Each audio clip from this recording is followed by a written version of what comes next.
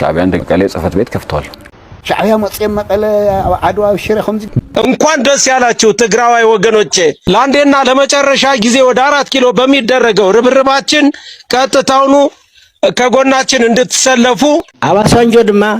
ሊኢኹም ጊዜ ክገዙ ላዕልን ታሕትን መባል ጀሚሮም ኣለዉ سلام سلام كبرات حتى تتي كم يتخونوا لومون كم تلمود هلون أزرارا من زعبتاتي حيزلكم متزلخو باخو وجن نزي فيديو زي لايك وركم بمجمار كسام مودا تحمد بي مسايت صنحو ندابولكو حدشتي نزي channel زخونكم سبسكرايب بمقبار بيتسوبكونو بموال نبت فلا ماي فيديو قوزدكم كله أبزي قربا جزي زخنا حاونا تزاربتي تقرنيا نخين السمامع تسمام عنا زبولولو أنا زفلتا أبونا نفتير أبونا ولد أبولد مريم قدم حجي انتا لنور أب جزي سورة إيرتراويان نخين السمامع تسمام عنا إيلو أبزي جزي زدما ودمق على تزاربت تقرنيا نخين السمامع تسمام عنا زبولولو نبتي فلا ماي فيديوس كخوزدكم حبرنا نكاتتل نحنا تقرنيا لمغي نخين السامع سامعنا احنا نخين السامع تسمعنا هنا بحقي رأي قالسي تقال حدنا إيرترا ناي مجمرة نيرو الوحدة زبهال نيرو كاو زباو جنبر وحزباو حيلتا زبهال تفتيرو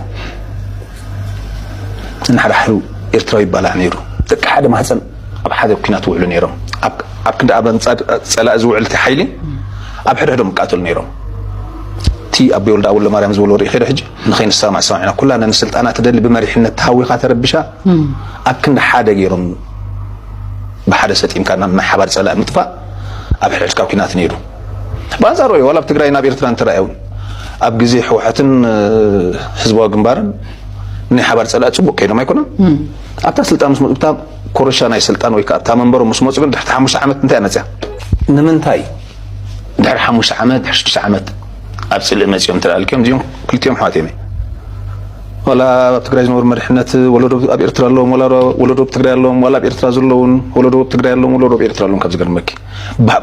بزبلة أخانا دخلت هزبيع وين دخلت ودب مريحهم أبي لهم سلايك كعوة له إلى من يروب أب حبرتكو حيالي هزمنا كحبر كل حيالي كن تشجروا عوشتوا نخي سامع تسامع هزبي إذا حج كل تات أزمة زلوا قانو تيبلني يعني بنحنا ترى نحنا قاناي يبقى سنة يلا نحنا سلازي نمنتايك أنا أبدأ كم زي ما تبلزلخي نخين سامع نازلكوا حجون تسألوا يعني كلهم تم دجزوتو مبزحتهم اتنين عدنا برا مريرون دوتو يعني سلحقنا بالزرع مبزحتهم قال لي أولا بزي جانو يتوصى ولا بجزي مقص توصى ولا بجزي حجزلو مرحنة توصى ستة دوصة في كونت بقى قال هو تدلع سلذي طعمه بزعبنا صنت مزمار قالو غداي حجريا فلالنا خندلنا سلنا صنت بزعبه خالق بوليتيكاو مزمار ግን حادنت غيروم انتاي حشنا سدت كسع ماس معنا بليش ندقنا عدنا ناتولو ይህን ምን ተባህልና መንግስቱን ባዕሉክም ማሐሸል ዝግቦ ነገር ባይታ ደይ ነፈጠር ሓያል ህዝብ እኮ ጥርኑ ህዝብ እኮ መንግስቱን ጽዕንቶ ፈጠር እዚኦም ግን ንሕና ግን ኩላትና ንኸይን ሰማዕና ኢና ኩሉ كيف توصل خلوا ولا قاليو እንደገና حجون كم ادناق خوينو تري خلخ انا ادناق خلو يكلني هنا تحقس بمنتاي وصيدا ايبلوني فرح عبلو له ربحات مي قال ملاتات قال ازون ايكونن ازون حج معتب كان شاتي نمصاخ طمتالو زخونه سب تزحزنا الناس ابدك سباتي كيس انا 5% مش صبوق بفقر نقني ولا حال عمتات مش نقصل حنت خنقل بدل حتى رخيباس 110 غيرنا تاصل يكوف نبل اي كمزازين فلت صلق خنزر نبر دخوماتنا دق سبات طلاله اوكي بطعمي دس زبل حسابي مس مدهن زغبرو صانحت زودي مخنياتو انتاي نمبالي اتا ناي ابونا ولد مريم تطقيملا بقى تزارب تتقرنيا أب تسجم لعنا كمبر أب سلام كون كل صفحنا نبلي زولو بزغانة أنا إذا حسب نساء تقبله أبز سبزي زغانة حسب مزهلكم أبو تاكم من تجدوا في داولكم نبز قص الفيديو قصدكم كله أخبار جنرال استزارب واحد فلي حسب الله اسكنا أقبلكم كازنا من قصدي إرترات خلنا قفوا هذي إرترات ترى خلنا سي سرفايف نقبر نكالش بنكون على دين لكم بتراي جبها بتراي قفها نتيميت نشجر تصاويركا بزول لك عقمي بتعقمنا يتحزبي تخلاخيلكا تايم مولو لك غدا ديمصو ነገር አለዲ غዳ ديمصو ነገር ሲልልን ቅሜት አምጪው እርቃና አምጪው ጸቅጢ سنا موراو كينات أكايدهم كل نجار أكايدهم بس كم زعينات كناتات منقصي أبتراي كازنو حزبي أبتراي كفؤو نزه هجر يلو بتراي يدو خواجاسي أبدوهن علم كتروح بيترمي أصي خاتم مستر تقندس مستر بزحت مالون يوم ينتقندس زيه هم يجركا أبسخف أخناتها سرفايف سلبر تاجر كيتي تنكف بس أولادو عد زي بلو تبكين خيترف نسيت مستر مبر قال فولي مستر اوكي ناي كبر جنرال كمزي سمعنا انت اكبر صنيح بقى زلنا زيبلنا ولا اتهزوي زلو زيبلو خلصس اب علامو قد نسبله يزبلنا زلو بطعمي زحبن تاريخي الراي ازي خبر انا نبزقصل الازارارا بزعبا خوسدكم كله ابزي قربا غزي ناي بايتونا اي مسلاني كبروم زبال ودي انت ايدا اب قال محتتو از سبزي شعبيه اب مقاله بيت صحفت كوفيتو الي زارب زلو اسكنا بتمول فيديو خوسدكم حبرنا نكاتاتل بايتونا አሁን ትግራይ ውስጥ ያለው ነባራዊ ሁኔታ በእናንተ እይታና ግምገማ ትግራይ እንደ ክልል የትግራይ ህዝብ እንደ ህዝብ ምን አይነት ሁኔታ ውስጥ ነው ያለው? በጣም በሚያሳዝን ሁኔታ ነው ያለው። በሚያሳዝን ሁኔታ እንግዲህ ጦርነት ያላለቀበት ነው። የአገሩን ትተን የውጭ ሀገር ጣልቃ ገብነት ራሱ አላበቃ። የማን ሀገር ጣልቃ ገብነት? የኤርትራ ጣልቃ ገብነት። ኤርትራ እንዴት ነው ትግራይ ላይ ጣልቃ እየገባ ያለው? እንደፈለገ በየት በኩል? በሁሉም በጣም በአንድ በኩል አስመሰልከው። በሁሉም አቅጣጫ በማን ፈቃድ? ማን ይከለክለዋል? ኦሬዲ እኮ እንደገባ አልወጣም። ሻዕቢያ እንደገባ ከትግራይ አልወጣም። ቤት በኩል ያልከው ድሮ ዳርዳሩ ነበር። አሁን እስከ መቀሌ ጽፈት ቤት ከፍቷል። ይሄ ጽምዶ የሚባለው በጋራ ከህወሓት ጋር የሚሰሩት ስራ ማለት ነው። ስለዚህ አሁን የኤርትራ ያልተፈለገ ሰው መቀሌ ላይ ጽፈት ቤት እንዳለው ማስረጃ አላችሁ? በጣም ታፔላ ያለው ምናምን አይደለም። ኦሬዲ ግን እነሱ የሚሉት አብረን እየሰራ ነው የሚሉት። ሁሉም ነገር ላይ አብሮ ነው የሚሰሩት። የጠሉ ሰው አብሮ ያጠፋሉ፣ ህዝቡን አብሮ ያፍናሉ፣ ጦርነት አብሮ ያቅዳሉ። ስለዚህ ህዝቡ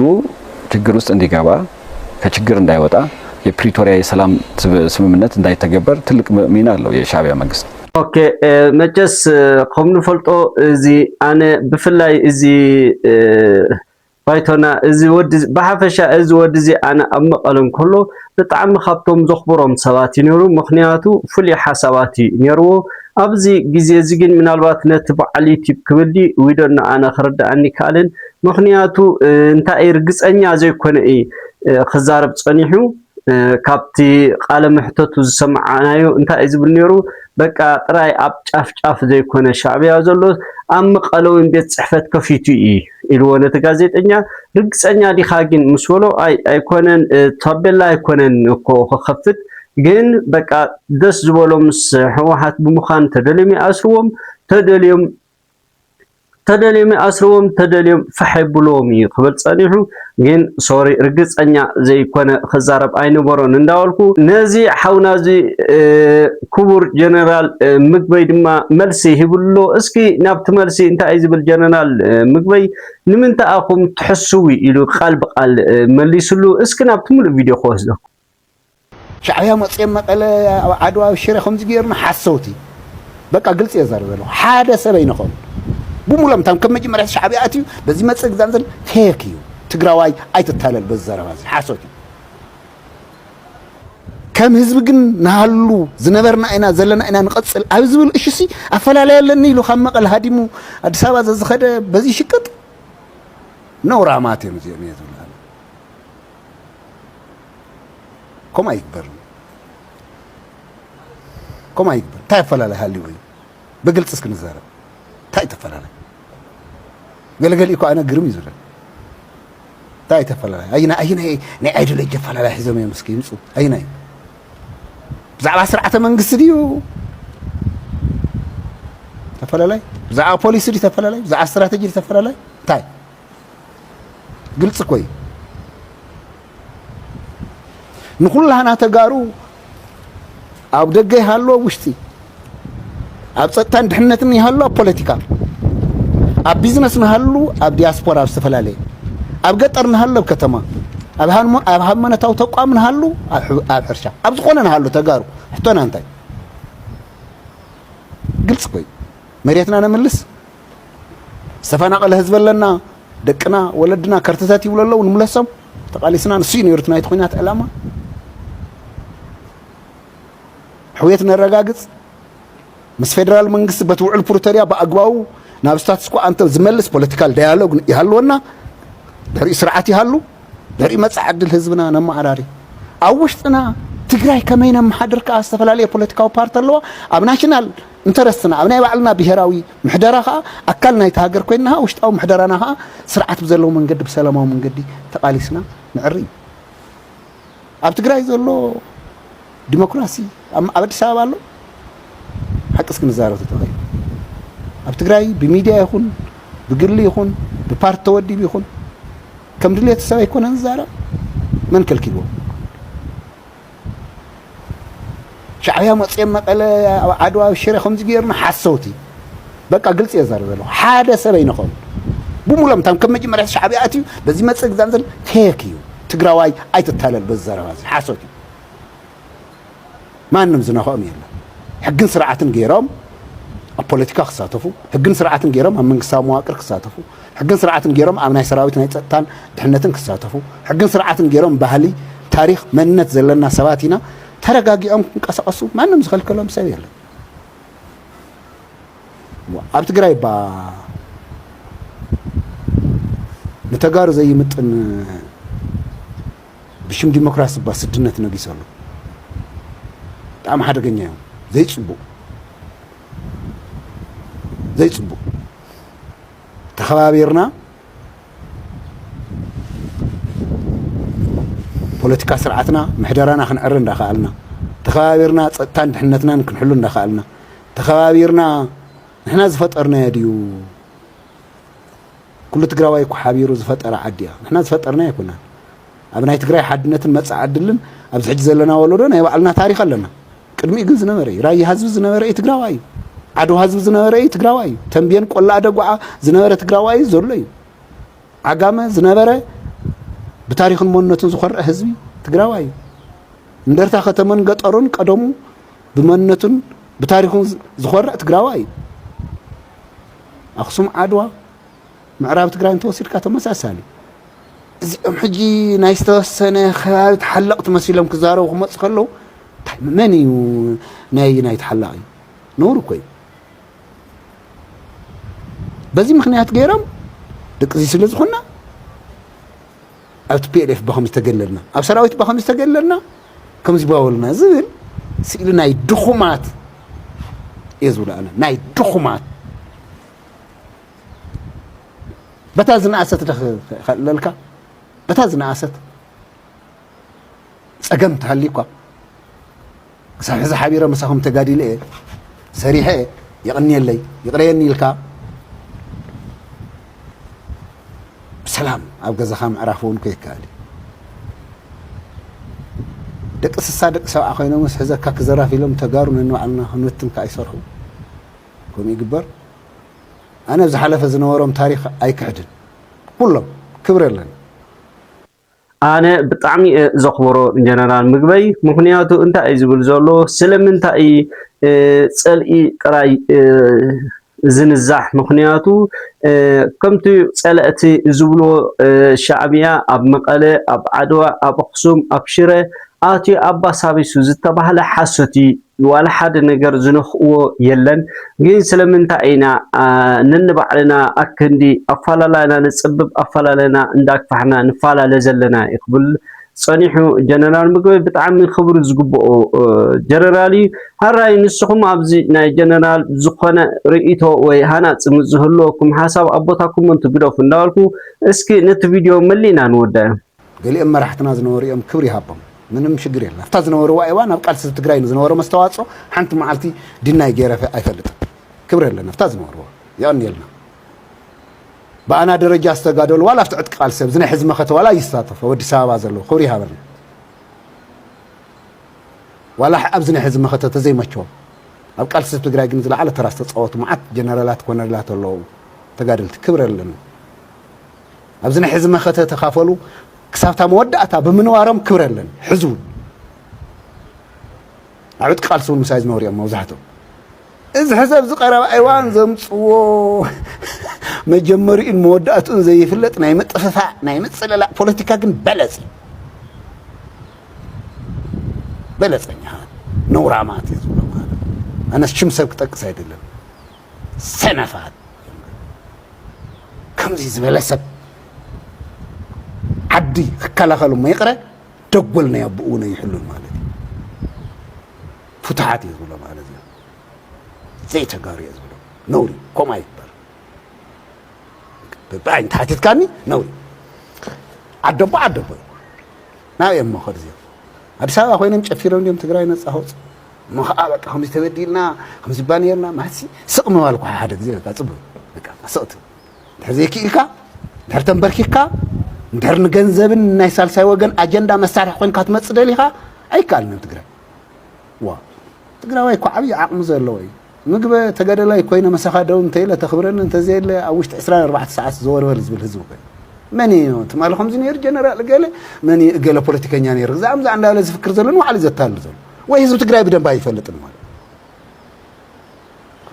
አይጥም ህዝቡን የዝብላል ህዝቡን ዘይረፈዶም ሰባት አሉ ይግድፉ ሓደ መማረጽ ምግዳፊ ስቅት ለቅ ነተዛሓለፈ ታሪካ ክብረ ኣለና ኣነ ሕዚ ገለ ከምዚ ነይሩ በአካል መሳይን ታልዩ ነናይ ባዕልና ደካማ ገለ ጠንካራ ዝነይሩ ዛምዛ ክንገማገም ንኽእል ኢና ኣብዚ ይብሉ ሕዚ ገለ ከምዚ እንዳልኩ ክዛረብ ይክን ገለ ገሊኦም ዝዓግለሰብ እንዳልዓለ ሰው ኢሎም ይዛረቡ መሕፈሪ ኣይባልም ኦኬ አነ ከምተ አቀዲመ ዝወልኩኹም ከመስጉኖ ጥራይዳ አምበር ዝኾነ ኣብዝናቱ ሓሳብ ይብለይን ምናልባት ስኹም ከምተ አቀዲመ ዝወልኩኹም ፍሉይ ሓሳብ ዝህልወኩም ኣቦታኩም ትግደፉ እንዳልኩ ኦኬ እዚ ካብራና ናብ ዝቕፅል ቪድዮ ክወስደኩም ኣብ ህሉ ኩነታት ናይ ትግራይ ክወስደኩም ከለኹ ከዓ ኣብዚ ቀረባ ግዜ ኣብ ሸራሮ ፍሉይ መደብ ነይሩ ዝተፈላለዩ ሓለፍቲ ዝተረኽብዎ ማለት ገለ ካብቶም ሓለፍቲ ናይ ኣርሚ እንታይ ኢሉ ኣብዚ ግዜ እዚ መጨስ ጊዜ ንኽገዝኡን ኣባሳንጆ ዝበሃል ሰብ ናብ መቐለ ሰዲዶሙልና ይዝብል ዘሎ እስኪ ናብቲ ቪድዮ ክወስደኩም ኣባሳንጆ ድማ ልኢኾም ጊዜ ክገዝኡ ላዕልን ታሕትን ምባል ጀሚሮም ኣለዉ እዚ ንሕና እውን ንርድኦን ንፈልጦን እዩ ናይ ሰራዊት ስራሕ ልኡኽ ንምፍጻም ንውግእ ምድላውን እዩ ሰራዊትና ዝሓዞ መንገዲ አጠናኺሩ እንተቐፂሉ ሃለዋትን ድሕንነትን ህዝቢ ትግራይ ዝረጋገፀሉ ምቹእ እዋን ህዚ እዩ እንተስ ብሰላማዊ መንገዲ እንተስ ተገዲድና ብናኣትዎ ኩናት እንተስ ብድርድር እቲ ዕማምና ክንፍጽሞ ኢና ሱቕ ኢልና ጸላእትና ተጸበና ኣይኮንና ንቕመጥ እዚ ንምዕዋት ሰራዊትና ተልእኾ ንምፍጻም ዝጀመሮም ስራሕቲ ኣለዉ ኣጠናኺሩ ክቐጽል ኣለዎ እዚ ጭርሖ እዚ እውን ህሉ ኩነታት ናብ ረብሓና ንምቕያር ንዳሎ ዝብል ኣሎ ስለዚ ህሉ ኩነታት ናብ ረብሓና ንምቕያር ሓደ ናይ ውሽጢ ጽሬት ናይ ምሕላው ባንዳታት ናይ ምጽራይ ስራሕቲ ጀሚርና ኣለና ተዓዊትና ኣለና ዝቀረየና ድማ አጠናኺርና ክንከይድ ኣለና ካልኣይ ናይ ጸላእቲ መደናገሪ ፕሮፓጋንዳ ትርጉሙ ተረዲና ናይ ምፍሻልን ምቅላዕን ስራሕቲ ዕሪና ክነካይድ ኣለና ጸላእቲ እንትደኽሙ ዋና ሓይሎም ገይሮም ዝጥቀሙ ኣብ ፕሮፓጋንዳ እዩ ኣብ ዝሓለፈ እውን ኣብዚ ስልጠና ጥቂሰ ነይረ ጸላእቲ እንትዳኸሙ ናብ ፕሮፓጋንዳ ንምንታይ ይኣትዉ ተተባሂሉ እቲ ካሊእ ዓቕሞም ስለጠለሞም እቲ ፕሮፓጋንዳ ኣብቲ ሽዑ ዋና ይጠልቦምን ኣብ ኢዶም እዩ እቲ መሳርሒ ስለ ዝኾነ ኣብ ዓብዪ ናይ ፕሮፓጋንዳ ስራሕቲ ኣትዮም ኣለዉ ደርጊ ክንድምስስ እንተሃለና 10 ምናምን ዓመት ተቃሊስና ኣብ መጨረሻ 82 ጀሚሩ ክሳብ 83 ዝነበረ ፕሮፓጋንዳ ትፈልጥዎ ኢኹም ሓራይ ክቡራት ተኸታተልተይ እዚ ካብራና ክቡር ዶክተር ደብረጽዮን ገብረ ሚካኤል ዝተዛረቦ ሓደ ፍልይ ዝበለ ሓሳብ ኣሎ እስኪ ናብኡ ከብለኩም ጎራብትና ይኹን ካሊእ ናይ ሕብረተሰብ ዓለም ወንሕና ሰላም ኢና ንደሊ እታ ሰላም ተሓጋጊዝካ እያ እታ ሰላም ናይ በይና ትበሃል የላ ናይ ትግራይ ናይ ኢትዮጵያ ትበሃል ናይ ተኸባቢውን ሰላም ያው ካበና ይፍለጥ ኣብ ክንደ ህውከትን ዕግርግርን ዘሎ ሰላም ናይ ሓባር ስራሕ እዩ ናይ ሓደ ኣይኮነትን ኣብ ውሽጢ ዓዲ እውን ናይ ብዙሕ እያ ተኸባቢት ኮይኑማ ናይ ብዙሕ እዩ ንሪኦ ኣለና ኢና እታ ዓለም ተሓጋጊዝካ እያ ስለቲ ከባቢና ሰላም ክኸውን ከባቢና ክለምዕ ዝከኣለካ ንምግባር ናይ ባዕልኩም ደገፍ ክትህቡ ንሕና እውን ድልዋት ተሓባቢርና ክንሰርሕ ድልዋት ምዃንና ክትፈልጡ ፃውዒትና ክትሰምዑ ምላሽ ክትሁና ንፅበ ኦኬ ክቡር ፕሬዝደንት እንታይ እዩ ዝብል ዘሎ በቲ ኮይኑ በቲ ንሕና ሰላም ኢና ንደሊ እዩ ዝብል ዘሎ ሕራይ እዚ ካብራና እስኪ ናብ ዝቕፅል ቪድዮ ክወስደኩም ከለኹ ከዓ ኣረጋይ ሓውናዊን ብዛዕባ ጌታቸው ረዳ ዝበሎ ነገር ኣሎ እስኪ ናብኡ ከብለኩም ጌታቸው ዝደንቆሮ ሰካራም ሰው ኮይኑስ ንዶክተር ደብረጽዮን ወዮ መርሓትኻ ምድናቕ ስለ ዘይበር ነቲ ብልህ ዝኾነ ትዕግስተኛ ሕማቕ ዘረባ ዘይወፆ ብኣካዳሚ ብኩሉ ነገር ብስነ ምግባሩ ክትሓምዮ ዘይትኽእል ንዶክተር ደብረጽዮን ፀማም ኢልዎ ሓደ ቃል ሓደ ፖለቲከኛ እቱን ናይ ጠቅላይ ሚኒስተር ናይ ቀርኒ ኣፍሪካ ኣማኻሪ የትብልስ ታራ ንሕና እኳ ዘይንዛረቦ ኣብ ማሕበራዊ ሚድያ መፅኢኻ ፀማም ክትብል ዝሕፍር እዩ ባይዘወይ ጌታቸው ኣነ ብስሩ ከም መራሒ ውሪኦ ኣይፈልጥን እንትበዝሕ ኣነ ብስሩ ብጣዕሚ ካብ ዝንዕቆ ሰብ ካብ ቀደም ሒዘ ስኢሉ መምህር እናሃለዎ እውን ጫት እናበልዐ ስኢሉ ትቆፅሉ ንሓይኸ ሒዘ ኣነ ከም ሰብ እውን ሪኦ ኣይፈልጥ ንሕወሓት ቀደም ሒዘ ጌታቸውስ መራሒ ረኺብኩም ዲኹም ሓዝ ማእከላይ ኮሚቴ ገርኩም ኢለ ብግልፂ ያው ይቕልደል እየ ነይረ ኣነ ኣየስፋ ገለ እናበለ ግዛዕ ነይሩ ንፋለጥ ኢና ጌታቸው እኮ ፖለቲከኛ ኮይኑስ መራሒ ኮይኑስ ኣብዚ ፊት ንፊት ኣብ ትግራይ ገጢምና እኮ ፊት ንፊት ንሱ ኣብ ስልጣን ንሕና ጥራሕ ኢድና እኮ ብፖለቲካ ዓጣቕጢ ቀቢልና ተባቢርና ኣውጢና የና ከምሰቲ ንፃድቃን ነቲ ምኩሕ ጀነራል እየ ዝብል ኣጓጊኡ ዘይፈልጥ ግን ድማ ጀነራል ዝኾነ ኢታማዦር ሹም ንዕኮ ፊት ንፊት ኢና ተዋጊእናዮ ክልተ ሰለስተ ሓቂ ንምዝራብ ሰብ ይፈልጥ እዩ ኦኬ ኣረጋይ ሓውና እንታይ እዩ ዝብል ዘሎ ዓቕሚ ዘይብሉ ንዓቕሚ ዘለዎም ሰባት ክፀረፍ የብሉን እዩ ዝብል ዘሎ ሓራይ ክቡራት ተኸታተልቲ ናብቲ ናይ መወዳእታ መደበይ ክወስደኩም ከለኹ ፋኖ ፋኖ ድማ ኣብዚ ቀረባ መዓልታት ማለት ትማሊ ዝሰደዶ ሓደ ዘገርም ዘረባ ኣሎ ንሱ ድማ እንታይ ንመልእኽቲ ናብ ትግራይ ሰዲዶም ፋኖ እንኳዕ ደስ በለኩም ሚሊ ዝጅምር እንኳዕ ደስ በለኩም ደስ በለና ማሓቢርና ናብ 4 ኪሎ ንኣትሉ ግዜ ሕጂ ስለ ዝኾነ ሓብቱ ትጉስጉስሉ ጥራይ ፀውዕና ዝብል ዘሎ ብዝኾነ ኦኬ ናብቲ ቪድዮ ክወስደኩም ሓቢርና ንከታተል ደስ ያለን እንኳን ደስ ያላችሁ የተከበራችሁ የትግራይ ወገኖቻችን በዛሬው ዕለት የሰማነው አስደሳች ዜና